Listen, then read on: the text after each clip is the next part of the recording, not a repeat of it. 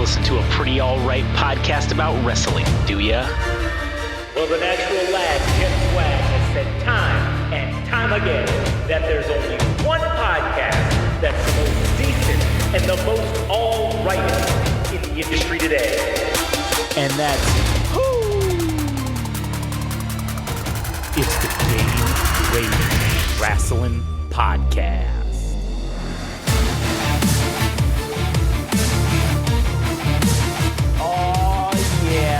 Our good buddies back again for another fabulous, wonderful, aphrodisiac-like episode of Game Rage Wrestling. You know, I've been told, Adam, that if you listen to Game Rage magazine, you're 30% more likely to last 20% longer in the sack with your lady friend. Is that right? Friends. Is that right? That's right. Scientifically proven. By science. Anyways. I got a fact. Oh, yeah? What's that? For the male listeners of Game Rage Magazine, you're 15% less likely to have pee droplets when you take a tinkle. Pee droplets. Get in your underwear afterwards. Shit's whacked, man. There's no way around it. Ah. You can shake your dick all you want. The second you put it back in your boxers, it starts dribbling out. Down your leg. Just down your leg, into your fucking boxers. Or into your boxers. Your tighty whities, whatever. Or it starts leaking through your pants, and then you gotta pee. You gotta pee stain, again. and then you like kind of cover it with your dress shirt or your shirt so you don't look like you pissed yourself. Shit, and then if you wear tighty whities, then that's just percolating in your like butthole and like your fucking ass, like your gooch area. Or if you're smart enough, you wash your hands and you sprinkle a little bit everywhere so that it kind of blends in. Yeah, you're like, I'm the fucking water splash bag. And then if you do it every single time, then no one questions it ever again. So smart choice there. But anyways, if you want to listen to more of our stuff, you go to Game Rage Magazine. You can follow us on Instagram and TikTok. Game Rage Magazine, Twitter/X, Game Rage Mag. Follow Adam at All Gas No Trash Official, and you can follow Frank at Anime_Syndicate_podcast. All right, Mr. McMahon, episode number 5. Mr. McMahon, episode 5. Where are we at? Is this the fucking... The family business. Oh, shit. This is when we get into... all the weird shit. All the weird shit. Is this the beginning of ruthless aggression? Kind of. This is towards the end or whatever. Fuck. Of the episode. But essentially, we get the WWF going public. We get them basically winning the war against WCW. These are all things that we know. And what's crazy is how Vince bought his competitor for just $2.5 million. Oh, man, that's like the biggest kick in the nuts for Eric Bischoff. Yeah, that really is. Especially because he was putting together some deal to like buy WCW, like for a legitimate offer, like a legitimate amount. So crazy how this ended up going down. But totally degrading the product, especially for Time Warner 100%. to just get fucking rid of it like nothing when it was a major killer for them, or for Turner it was, but that's what's crazy. They didn't realize what they had. And then by them screwing Bischoff as in the way that he went down, or the way that it went down, with when Bischoff started making all this money for WCW, they just took the money and put it into other bullshit. And then basically started writing off WCW as a loss. So then when the ratings dipped, WCW had no money. Because now instead of them basically looking like they're just breaking even because all the money's getting gutted from them, and they're making so much money that, we're just breaking even on paper, but all the profits are going to some other projects or other things. Setting them up for failure. Yeah, now when the ratings dip and you start losing and now you're not making as much money, now it looks like you're a huge drain on expenses. And so thus making a business decision need to happen of like, all right, we can't keep doing this anymore. Especially when they started building in losses of like other fucking things into WCW. They just unload the balance sheet of some shitty show or some shitty thing that they did. They just put it on the WCW fucking balance sheet, and then now it really looks like you're fucking making shit tons of losses. So it just led to the Time Warner executives. It was because they didn't know what they had. They were too caught up in maintaining traditional television as opposed to Carney shit. But Carney shit was making them tons of money. So, I mean, that was really, again, Ted Turner's vision and his intelligence of knowing that, hey, this is something that we're making money with and fighting staunchly to keep it. The second he loses power, it all goes away. It all disappears. So, and granted, he did it to himself because he merged AOL with Time Warner. He did that to himself. Like, he made it so that he wouldn't be the major shareholder anymore. And he did it for money because he got a shit ton of money for it, for doing that. And then he just became a regular ass board member instead of, Who amongst us would be so... How could you turn down millions of fucking dollars? Yeah. I mean, who wouldn't? Especially when you're already a billionaire. Why not? Yeah. So then with that, we also get the debacle that was the XFL. What a shit show. I remember that. I don't know how the I mean, that just tells you how much money the WWF was fucking making. Was that Vince McMahon was able to afford creating an entire professional sports league and it shitting the bed immediately. He was able to absorb that loss to no fucking issues, essentially, it seemed like. So, at this point, the WWF is basically fucking printing money at this point. They bought their competition. They're the only game in town, for the most part. And you've got all this going on. And then the WWF gets sued. By who? Another organization called the WWF. Being the World Wildlife Foundation. And what's fucking crazy to me is the WWF had existed for over 20 fucking years prior to this.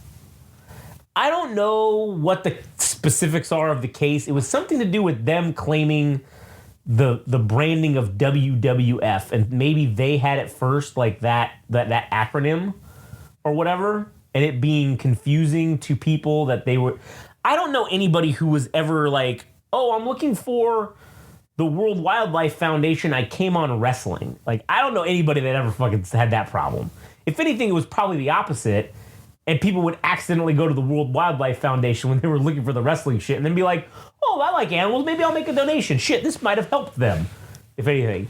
But they sue them because of the acronym, and the World Wrestling Federation loses this argument, which I don't fucking know if this was just a conspiracy against fucking wrestling, and if this was like, everyone's viewed as carny shit, and yeah, we need to just, the courts say, fuck you, you need to be gone. But the WWF then has to change its name to the World Wrestling Entertainment, WWE, and that's where we get the new symbol, which, again, I like the WWF better. I like the sound of it, like JR.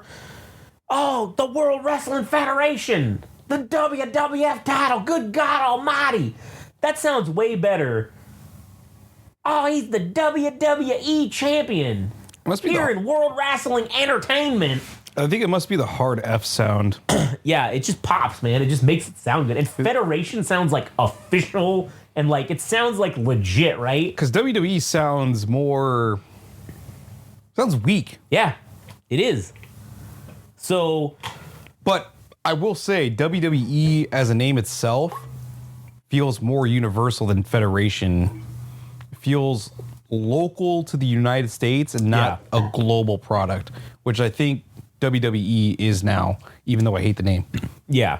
So we also have this time period being The Rock kind of bouncing out after this thing shortly happens, is that 2003. I do think that the beginnings of this ruthless aggression era were truly the last great times in wrestling. That 2002 to to like 2006 maybe era, that 4-year period. Peak fucking wrestling. That was excellent wrestling. That was peak solo WWE being the big game in town wrestling. Everything after that has been a shitty imitation of the Attitude Era. But this was good. This was when you had Evolution. You had fucking John Cena coming up. You had heel fucking Cena, man. You got heel Rock out of this. You got, all kinds of fucking very interesting... Kurt Angle, man. And this was the last big time or whatever. But then we talk about how, like we kind of talked about in the last episode, about Shane, Stephanie doing all these crazy fucking things for the business, right? Because that's just what was expected of them. Vince had no line with them, basically. Everything was on the table, as we said. And eventually, because of those disagreements that they had about, especially like with trying to buy the UFC, things like that, which Shane wanted to do, which, again, in the end, how could Vince look at his son now and say, like, damn, how could he not say you were right about this? Because in the end, the UFC eventually the company that owns the UFC eventually just buys WWE in the end anyways. So just imagine if back then, when the UFC wasn't really worth a whole lot, and especially when the UFC was very against being associated with professional wrestling back in those early 2000s, because they didn't want to seem like they were fake or they didn't want to seem scripted. But if you have the popularity of the WWF and you combine that, if the WWE or whatever buys the UFC, I think the UFC becomes a huge organization much sooner than it took, for it to do on its own, basically. And I don't know. For me, I was thinking, shit, if they had done it back then, it would have been so much better than, because the grand nature of wrestling itself with WrestleMania and even like the set pieces for different pay-per-views, especially for like the UFC itself, for the intros of the fighters to come in and only just have music and then that's really it. Yeah. To me, like, why not make it a fucking grand gesture and have it be wrestling, like, where you have pyrotechnics and shit going off, like. And think about this. But then it would have. I get that it feels like it would have tarnished like UFC, and it would have made it seem tacky. But not really. I don't think it really would have, because people want to see that shit. That this is bigger than life, and I feel if you have guys really fighting, and doing that, big money. Wait, you're saying you feel what? Oh no, I was just saying that. I was just saying about the grandiose nature of the festivity of intros, like that being incorporated to the UFC probably would have elevated the product so much higher than what it is now. I mean, sure, whatever, fuck it. UFC's popular as it is. It's a global sport. Everybody enjoys it. It's, world renowned at this point. But maybe I'm crazy in thinking that it makes it look tacky, but it just elevates the sport itself to make it seem larger than life. And now they're basically just copying a lot of shit that wrestling's done. Mm-hmm. So I do think that the UFC, it has always fucked up, and they should have done their cards. Maybe you don't need to do it every time, but like you need to have like a night of champions where every match in your thing, a belt is on the line. Like every match is a championship fight. That's something they've never fucking done. And that, I think, is a huge missed opportunity to sell a shit ton of pay-per-view buys. Because who wouldn't tune into that for the first time ever, at least? And then if you do that, make that your WrestleMania. Once a year, you make that, the 2 or 3 pay-per-views leading up to it, maybe you do like one every other month, the 2 or the 3, you do them every other month for like 4 months leading up to it. You say, okay, cool, this is your storylines to get people into these championship fights. Oh, fuck, that's good. I mean, that's a good idea, because it's like, if people weren't invested in your rivalry with the person that you're facing at some fucking pay-per-view, you're creating a selling point by creating a story or whatever. Like, that's fucking sweet. Yeah, and then like the pay-per-view like leading up to that maybe, or the one that's like 2 months or 3 months before it, that's the one that's your Royal Rumble-esque pay-per-view where every single match on that card is to determine the number one contender who will face the champion at your UFC WrestleMania or whatever you want to call it. I mean, shit. For an actual legitimate sport, I know this sounds crazy, but actually having a Money in the Bank briefcase for somebody to cash in like legitimately for UFC, that shit would be wild. That would be wild, dude. Because then that guy, like you do a tournament and the winner, you do a men's one and a women's one. And every single week or every single, like whenever they want, they can cash that in. Even if the guy just had a fight, you can fucking then cash it in to fucking take the title from him. And then this guy's got to fight 2 in a row. Man, that would be fucking wild. That would be entertaining as shit. Or even just making the number one contendership have a little bit more variety. Like if they had a King of Ring tournament and have an actual like item or thing that you get a title shot. Yeah, if you win the tournament, you get a title shot automatically. Automatically, right? That'd be cool. Like that, just small things like that. I think wrestling could have, or rather, UFC could have used adapting things from wrestling. But that's besides the point we're on. Yeah. But anyways, so yeah, then we get Shane McMahon leaving in 09 and saying, "Fuck this, I'm out. I'm going to do my own shit and prove myself that I don't need to live under the shadow of my father who, your time is past, old man. Like, you know, my time is now." But also, they kind of spell it out, or at least I think Bruce Pritchard said that he thought Shane McMahon was too soft to be CEO of the company. And that Stephanie was more in line for it than fucking Shane was, which was kind of sad. Yeah, but it worked out well for Triple H. Apparently, I mean, shit. Especially now, because he was in that position doing creative shit, essentially being the number 2 to Vince for the most part during all these years. Now when the vacuum is there and gone. And listen, I don't believe Triple H didn't know what the fuck was happening with all these fucking things or whatever. Sure, maybe he wasn't actively participating in it, but I know you know that he knew about it or knew some shit was going on. And I think he was smart in biding his time. He's just like, you know what? Eventually this guy will get got. And then I'll be in charge. And now he is in charge. Now he's running the shit. So how ironic that for him having that incident with the curtain call thing to be the person that was basically at the bottom of the totem pole to end up 30 years later, he's running the show. He is the guy. He's the man. That's fucking wild. That is wild. That is fucking wild. And say what you want. People want to say all kinds of shit. You don't get there by being a shitbag. You don't get there by not knowing what you're doing. You know what I'm saying? Even if you did marry into the family, you still don't get there because Vince is so fucking ruthless. He would have just had nothing to do with you. He let his own son fuck off because he didn't have what it took to cut it or whatever. You think you being the son-in-law is going to get any kind of special treatment? Absolutely fucking not. So, anyways.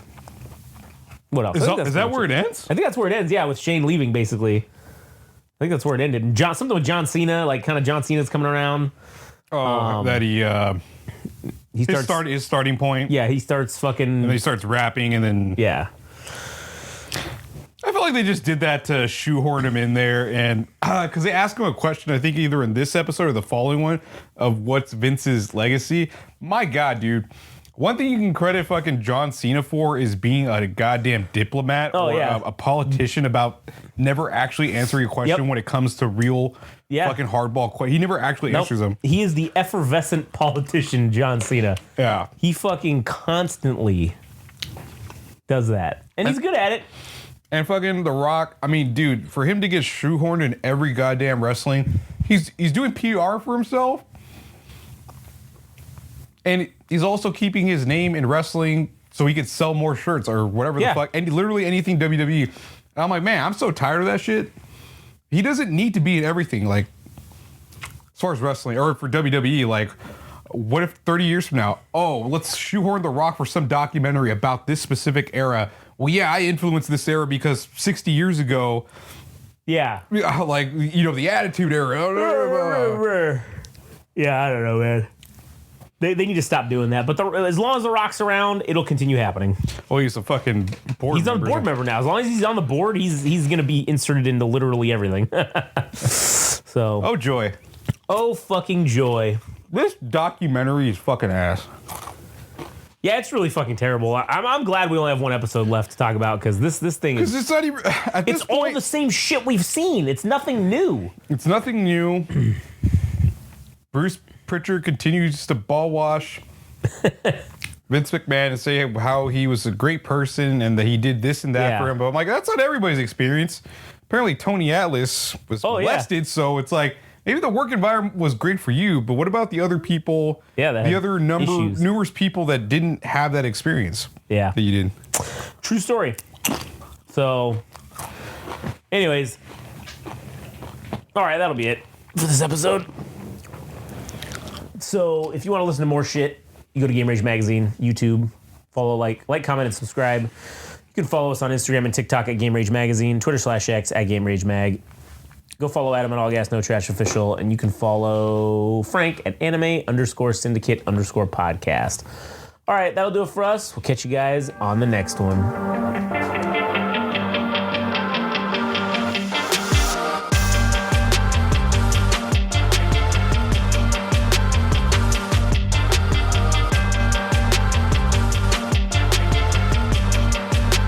That was another wonderful, amazing, powerful episode of the Game Rage Wrestling Podcast. And take it from me, ladies and gentlemen, the natural lad, Jet Swag. If there's one podcast, one show you should be listening to, that you should be absolutely grateful for, it's the Game Rage Wrestling Podcast. And one of the things you can do to show your appreciation for all the hard work and dedication that these boys put out day in, day out, just for you people, it's that you can go and you can subscribe and you can like and follow them on the Instagram and the TikTok at Game Rage Magazine. You can also follow them and like them and subscribe to them on the old Twitter, which I don't know what it's called now, but who cares? It's at Game Rage Mag there. Additionally, if you feel the need to really show your appreciation, which you should, then go to their website at www.GameRageMagazine.com and show us some love. Show them some love. And show some love for the natural lad, Jet Swag.